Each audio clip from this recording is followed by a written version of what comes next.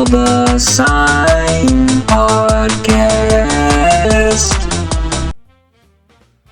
Hello, I'm Dallas Lucas, and welcome back to Saw the Sign. I have a great episode for you to enjoy today, a lot to cover and a lot to discuss. Today, we're diving into one of the biggest names in world history, Napoleon Bonaparte. I'm going to look through his rise of power, his biggest battles, and the huge legacy he left behind, his total collapse, and why people still argue about him right now. Let's get into it. So, right off the bat, I want to ask you to hit that follow button. If you're on YouTube, it will be a big subscribe button. I want you to hit that. And if you're on Spotify, there will be on the main show page as you're browsing for your next fix, your next episode to listen to. Top right corner is the 3 dots. Click that and rate the show. 5 stars. I think I earned it, but I'll have you convinced by the end of it. And if you're on YouTube, go to the link in the description or the bio, and you can go to the actual Spotify page where it's meant to be enjoyed and consumed, and it'll help me out. It'll help me out a ton. But anyways, without further ado, enough of this panhandling and this begging. Let's get into it. So, the rise, right? Rise of Napoleon Bonaparte. Before Napoleon was the Emperor of France, France was in total chaos. The French Revolution had wiped out the old kings, but the country was running on fear, violence, and weak leaders. Enter Napoleon. He wasn't even born in mainland France. He was born on a small island called Corsica, right? But he was a super smart military officer who knew how to win. In 1799, when the government was failing, he stepped in and basically took over. By 1804, he didn't want to just be the leader. He crowned himself emperor. Think about that, right? In just a few short years, an outsider, born in Corsica, right? He was basically Italian, went from a low-level army officer to the absolute ruler of France, Emperor of the French. Alright? So his battles were nothing to be underestimated, right? He had the best battles. He won them. Very strategic man, very smart and genius military leader. And so once Napoleon took power, almost every major country in Europe tried to stop him. This started a series of massive conflicts called, you guessed it, the Napoleonic Wars. Now, what made him so good on the battlefield, you know? What made him so great? Well, his speed, right? He moved his armies faster than anyone else thought possible. Organization. He split his army into smaller groups that could march separately, then join together right when the fighting started. Strategy. He tricked his enemies into thinking he was weak. He lured them into a trap and completely crushed 2 huge armies at the same time and time again. For about 10 years, Napoleon was basically unbeatable on land, and he controlled almost all of mainland Europe. And here it is, the legacy. The good and the bad. Bad meaning the stuff liberals to this day cry about. Oh, he was a bloody warmonger. Yeah, shut up. Even if you don't care about the old war tactics, Napoleon shaped the modern world in ways you probably use today. His laws, he created the Napoleonic Code. It made laws simple and equal for everyone. It got rid of the special rules for rich nobles. Let people choose their own jobs and protected religious freedom. Many countries still base their legal systems on this today. In the everyday things, he helped spread the metric system across Europe, built up schools, and set up modern banking systems.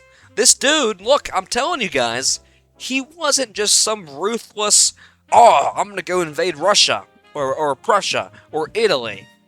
No. This dude was the king, the emperor of the French. I admire this man. He is the boss, really. And so look, you know, the dark side they say about him is he wasn't just a modern hero, he was a dictator. He brought back slavery in French colonies even after it had been banned. Shut down free speech and sent millions of regular young men to die. Who cares? Who cares, right? I think you understand what I believe in. Who cares about this? No, I was reading the script to you guys, by the way. If you couldn't tell, this episode's about Napoleon Bonaparte. And I'm gonna stop the script here. This is the problem. Napoleon Bonaparte has been vilified and destroyed in many, many ways. They call him a dictator. They call him a tyrant. They call him an evil man who did a lot of bad things. Kinda like someone else we know, like some kind of mustache man, huh? Vilified. Told that he was this evil man who killed blank, right? So many blank. Today we're covering Napoleon Bonaparte and also Adolf Hitler. Fair warning, viewer discretion is advised. This is a maybe offensive and sad, maybe, topic to discuss. Napoleon was a great man. I admire him for a lot of things. And I also admire the Austrian Painter.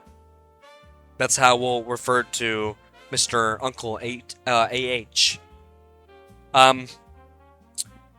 Adolf Hitler. What? Who? No. The Austrian Painter was a vilified man who, to this day, is painted to be this, you know, evil, unjust man who blanked a lot of blanked in his camps. Look, here's the deal, right? You know, the victors paint history. You see it all the time, right? And you know what? You can't blame them. I mean, you can blame them, sure, blame them, but you can't call them dumb. Call them a lot of things. Hey, call someone a racist, never call them a liar. Call nations victors, but well, I don't know. I don't know what a saying would be, but you get the picture, right? The victors write history, but never call them dumb. You can call them wrong. You can call them wrong, but never call them dumb. That's the deal. Call a racist a liar. What? That's stupid. I meant call a racist, but you never call him a liar. You get the picture. Whatever. Who cares? Anyways, no. The people who won World War II have written what happened. So, I don't know. I think this is the bad thing about this. World War II was a war that was fought, and they call it a brother war. They call it the War of Brothers. Anglo-Saxons, Germans, Americans, coming together to fight for what? Huh? Because what? Red Cross came there? Red Cross came to Germany. Everything was fine. There was no there was nothing happening that was immoral. The Austrian Painter loved his nation. The Austrian Painter loved his people. The Austrian Painter had deep respect for the European powers. Time and time again, he sent peace treaties. He asked for peace. They wouldn't do it. The war was about Poland. Okay. The Polish corridor. It was German land. Everyone knew it. Poland wouldn't give it up. Poland was this new country, by the way. In a way. I mean, it was around in World War I. But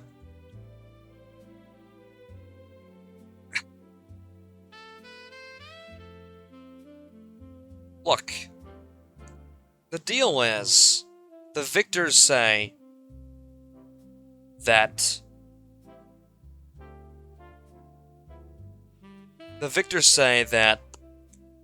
the Austrian painter was this evil man. I disagree. Because, you know, you see it all the time with modern day conflicts, right? Vietnam War. When we started getting video of that active conflict, people were horrified. Their government had lied to them, painting the Vietnamese as these crazy people. And were they crazy, guys? Were they? Who knows? But with that being said, I will end the episode here. Part 2 soon, maybe. And I want to ask you to hit the follow button once again. It will help out a ton. And yeah, that being said, thank you and good night. Or good day. Have a good day. Okay. You are listening to Solve the Sign, the best podcast in the entire world.